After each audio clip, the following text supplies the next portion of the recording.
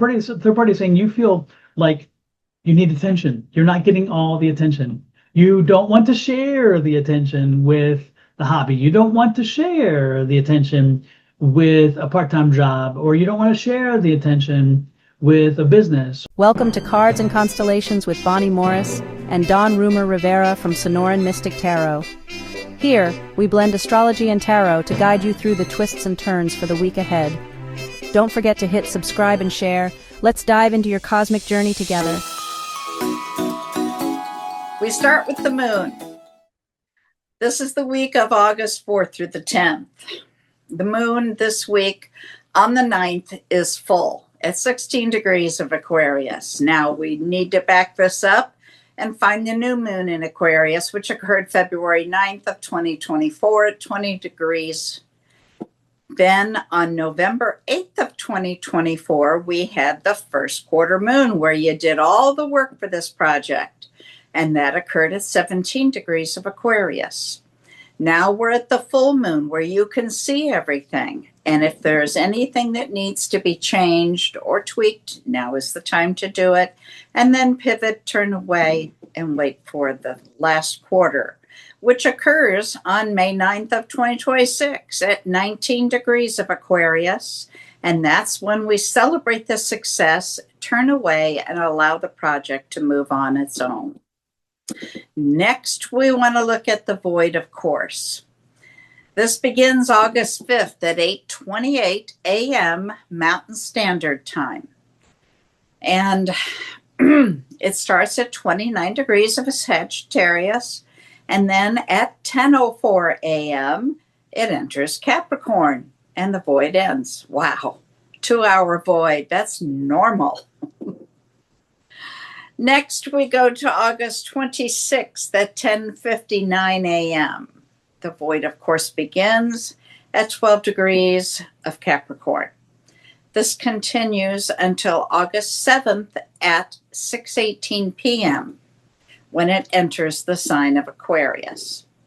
On August 9th at 54 minutes past midnight, the void, of course, begins at 16 degrees of Aquarius. Later that day, at 11:50 p.m., the void ends as the moon goes into Pisces. Now, on the last day of this week, August 10th, no, let's change that to the last few minutes of the last day of this week. At 11:54 p.m. on August 10th, at 13 degrees of Pisces, we start a void, of course. This lasts for 2 days. This does not stop until August 12th at 3:33 a.m.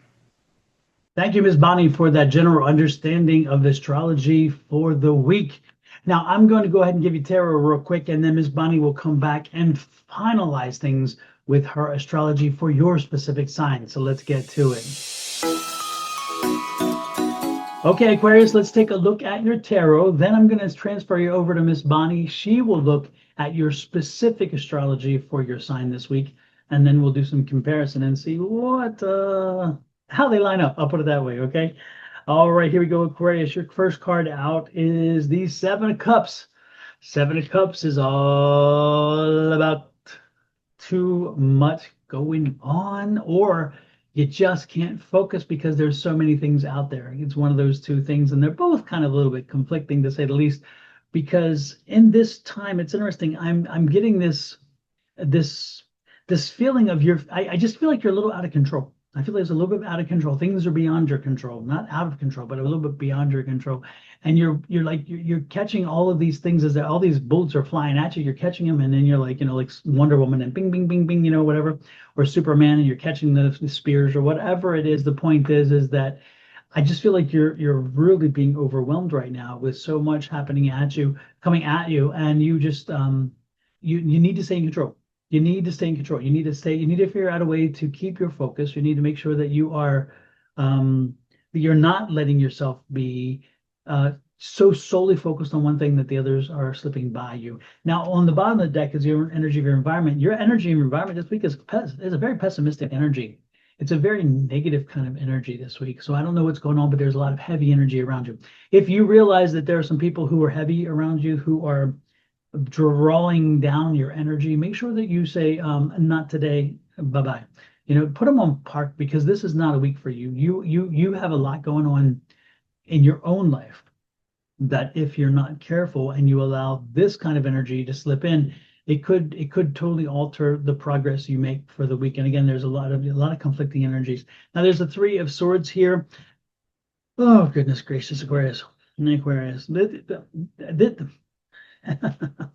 Aquarius, I hate to say this, but as I look at this, and again, on the bottom of the deck, we have an Eight of Swords, which is part of that Queen, which is that Eight of Swords is not a happy camper. And then you have that Seven. Man, I'm telling you. Oh, Lord have mercy. Yes. Okay. Aquarius, if you're in a relationship, give it some attention.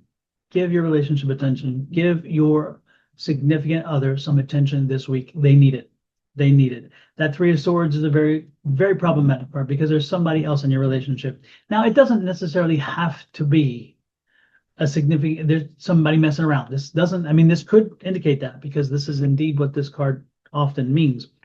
But in this case, because you are so distracted with everything going on, Aquarius, that, and because of the negative energies around you this week, and this can be a week where the third party to the relationship is a job. The third party to a relationship could be a distraction. It could be what do you call it? It could be your hobby. It could be your family. It could be your friends. There's just because again, you are feeling so unfocused, and so everything's probably you're a little more, you're not probably, you are more sensitive than usual, and things are just a little bit more irritating than have been in the past few weeks, I guess you would say. And then that third party is saying you feel like you need attention. You're not getting all the attention. You don't want to share the attention with the hobby. You don't want to share the attention with a part-time job, or you don't want to share the attention with a business, or with social media, or your kids taking away from your significant other in your time. You know, your parents, whoever it is. Again, you are at a very unique point this week where you're very raw and you want to be the one and just the only one. And I get that, because this is because of the way in which this energy aligns. It is a very strong energy. First and foremost, let's do the Three of Cups, and then look up the number 33. When you are done here, go look up angel number 33 on Google. But know that if you keep your priorities in focus, okay, focus on your relationship and not all of the stuff that goes in to keep you either focused or not focused on the relationship, but just focus on the relationship. Don't worry about who's coming, who's going, what they're doing, how they're doing it, all that stuff. And don't worry about time.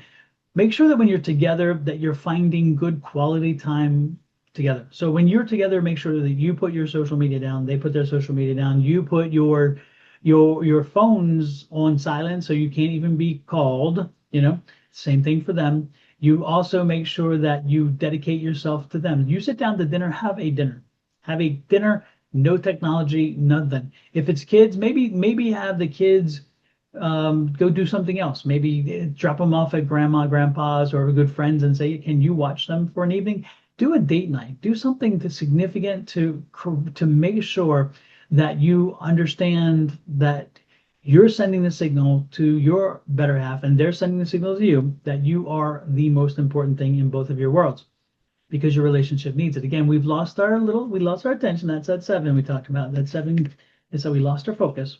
Okay, we lost our focus, but we can get it back, and we just need it from time to time to be reminded of that reason why we're together, the reason why we started dating initially, the reason why we turned the date into something more. Again, if you're in a relationship, give it attention. Now, if you're not in a relationship, this is not a week for it. I'm telling you, don't even go down that path. This is hard energy. This is heartbreak energy. this is an energy where you, again, have so much on your plate, you really can't focus on a relationship right now. And so if you start going into that, you could really create yourself a really negative situation. And so do not get into a relationship this week. Don't even think about it. If somebody says, hey, let's have a date, no, we ain't doing no date. No, no, no. Next week, maybe. Postpone dates, postpone events. If you are working to build a relationship, next week. Even when I'm talking not only personal, but business. If you're looking at creating business relationships, if you're looking at forwarding business relationships, if you're looking at growing business relationships, not this week. I'm telling you, put it off. Any meetings, put them off. This is not the week for that. You just don't have the headspace. The bandwidth is not there. Okay. So that's what I have to say for you. Miss Bonnie, how does astrology line up with what we've seen in tarot?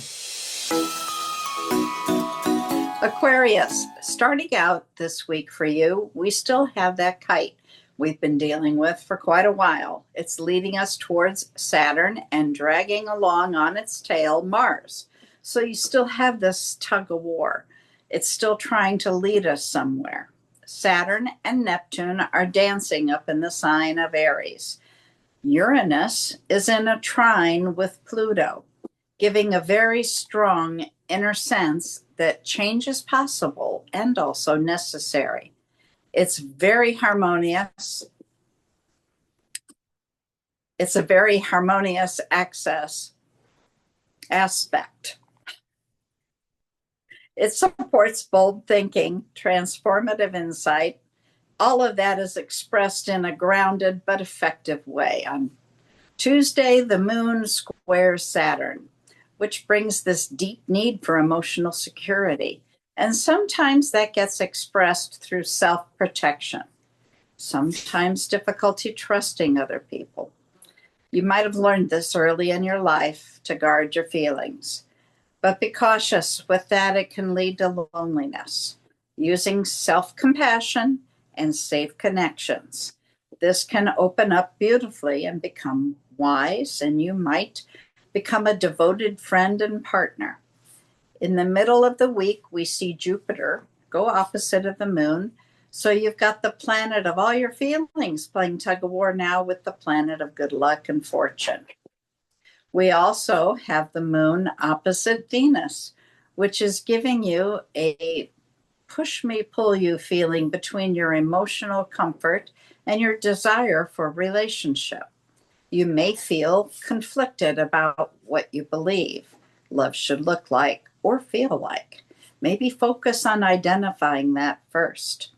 On Thursday, you're going to feel the moon in a trine to Uranus. So the moon, all about your feelings, and Uranus is about unexpected surprise, change. So something could be about to change in how you feel. On Friday, like last Friday, we're seeing two kites. The difference is this week, that secondary kite is in an opposite direction, heading towards Mercury, and the tail of the kite is made up of both the moon and Pluto. So the opposition there between Mercury, Pluto, and the moon is a tug of war between change, your feelings, your thoughts, and communication. See if you can find the middle ground and compromise. We also see two planets in each kite that now make up a mystic rectangle, which is a harmonious energy. If you can integrate the oppositions are from each corner in the rectangle. So you've got the opposition between Mercury and Pluto in the moon and the opposition between Mars and Saturn. We also have the full moon. That is when the sun and the moon are facing each other. A dance between self and emotion. Sometimes that can be harmonious and sometimes challenging. This full moon is highlighting the contrast, especially in relationships.